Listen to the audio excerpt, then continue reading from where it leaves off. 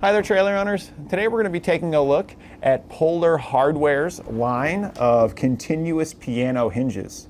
Today we are going to be using the 6-foot long, 1.5 inch wide stainless steel version to replace the damaged entryway for this enclosed trailer here. This old one here had ripped off, and if you want to slide things in and out, now it's really troublesome. So we can use this piano hinge here to get this back up and running, get that diamond plate back where it needs to be, and allow this doorway to open and close easily. And this is what our replacement piano hinge looks like when it's installed. We will have to cut it to the appropriate length to match, because our original one here was about 6 foot in length. We've trimmed it down to match the component here that we're using it with. This is our entryway step that allows us to easily roll items in and out of our enclosed trailer here without having to worry about our wheel dipping down into here. Now the diamond plating here was our customers. This doesn't come included with it.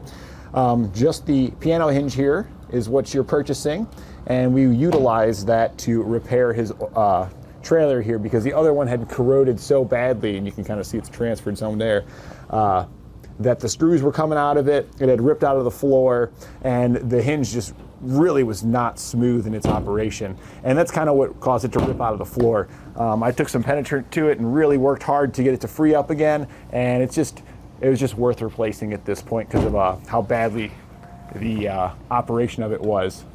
So you will have to provide your own hardware to attach it. It is just the piano hinge.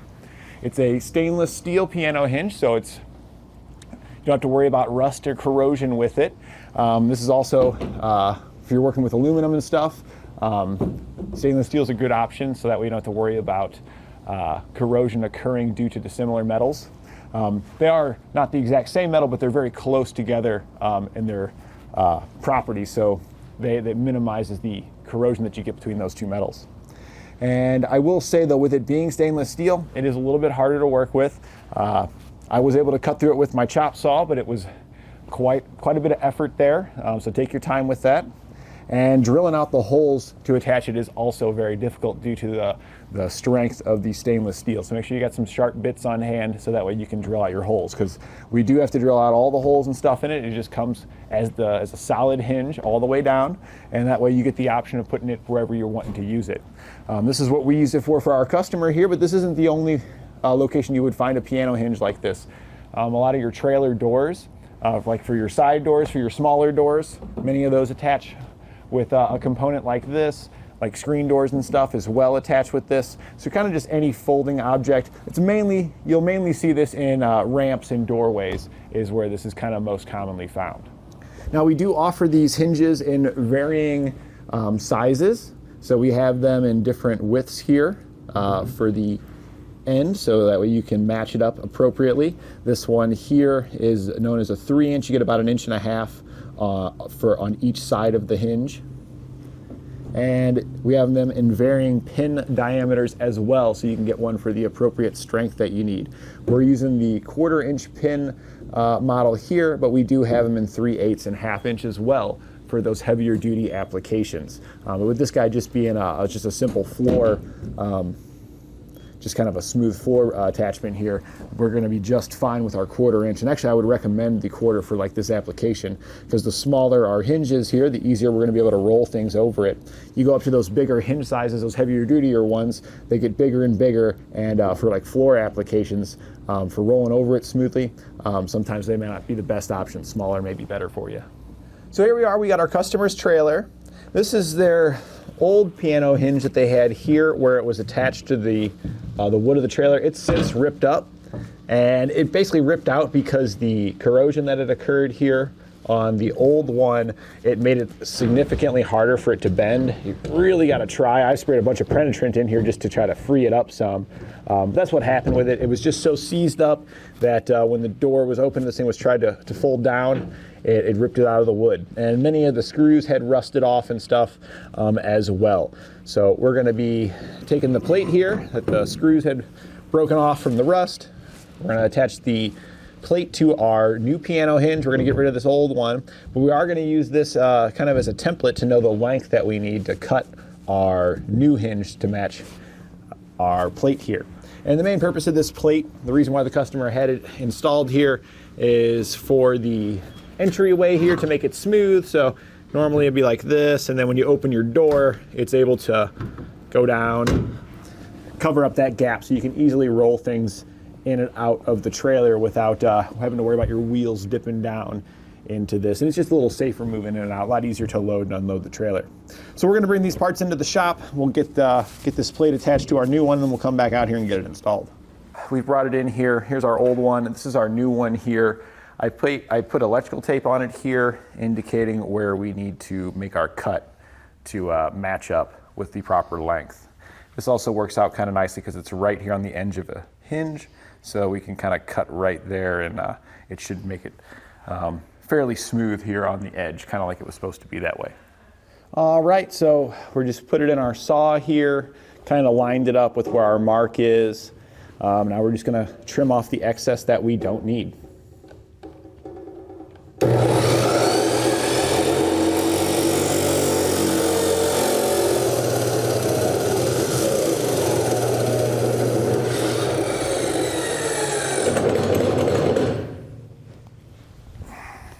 Okay, got a nice cut there. We'll probably end up taking a file to it just to clean up those edges so we don't have anything sharp on there that we can cut ourselves on. We'll probably use a flat file for that. All right, so now we're going to attach our metal plate that they had to our new hinge here.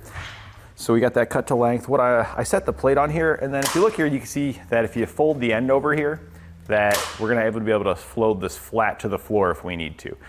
So that's kind of why I sat it right here like this, to make sure that it's going to be able to close all the way. Next thing I was going to do is I was going to use these hex head screws here to self-tappers to run down to attach it. But if we do that, then the head of the hex is going to be sticking up here, and we're going to lose the ability for that to lay flat. So instead we're going to use these kind of tapered screws here, so they're going to be more flat on top, so that way it'll still lay flush. They're still self-tapping on the end, so that way we can run it right down into here. And I'm folding this in. After I fold it in, I'm just pushing this thing all the way in, just kind of making sure it's all the way in. That way we know that this will close, and we can just open this up, make sure you're centered side to side. And that's right where we want to put our screw. Now be careful here, because we are going straight through the metal, so don't put your hands underneath right where you're drilling.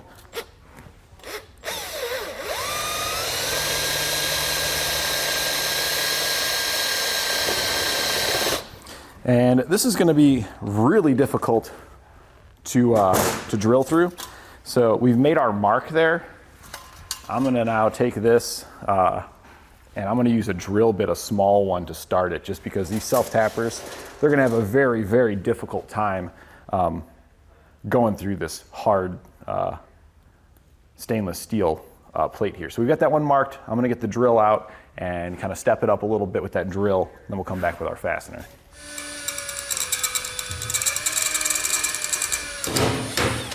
All right, so we started it with our drill bit. Now we're going to switch back to that self-tapper. And without even having our plate there, I'm going to try and just see if I can get this to run through.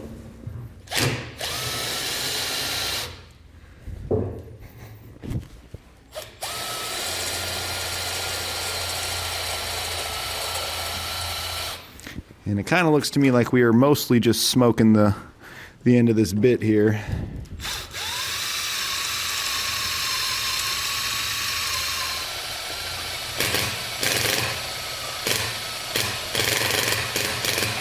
All right, so I think we're going to have to continue to step it up just a little bit more here to see if we can't get something to grab and bite through this. It's very thick. I mean, very hard material. All right, guys, so we were able to get through it. We had to go to a larger drill bit in order to get the hole drilled out. We went with an 11/64 drill bit for the self-tappers that we're using here. I believe these are 3/16 self-tappers. So after we went through it with that, we were able to get it to make some threads here. You can see it's in there now. So now that we've got that kind of figured out, I'm going to grab my plate so we can attach it to the sheet here. This way we can use our plate here as a template for the remaining holes. So we're just setting this right on top here, dropping our bolt down through.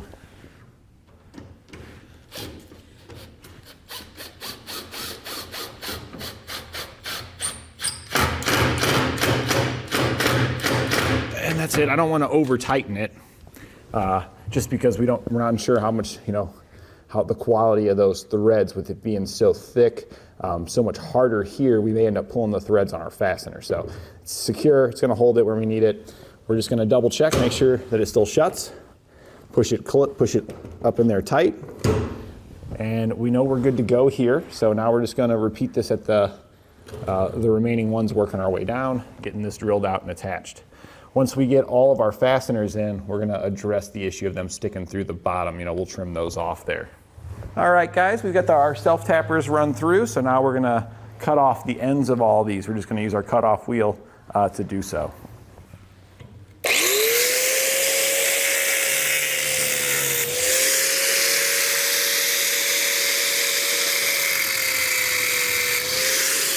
All right, so we've got this side fully attached. We cut it all off. Now we're just going down and we are drilling out holes for where we're gonna mount it over on the trailer. So I'm just working my way down. And to try to make them even, what I've done is I move in one link and then I put a hole there. I moved over 5 and then put one here. Then I went over 10, put one there, and then just mirrored that on the opposite side. We moved in 1, over 5, over 10. All right, so now that we've got all of our holes drilled out, we've got our plate on here, we're back at our trailer.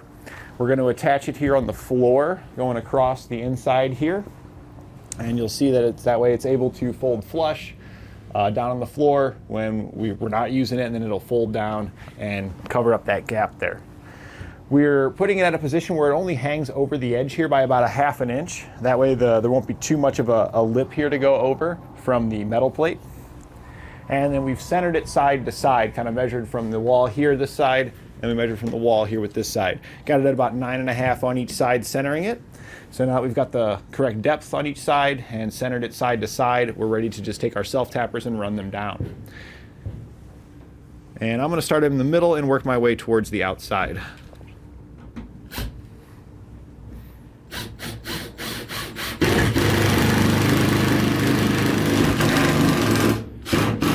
All right, now that we've got that one started there, we'll just make sure that we're recentered once again. I did have a pretty difficult time getting that one to start, so for the rest of them, I'm probably gonna make a pilot hole so I'm not struggling so much. Because this one here, since I struggled, I can tell it's cocked itself a little bit. But since we only had the one screw in there, we can still correct that. But for the rest of them, we don't wanna have that happen where it moves on us.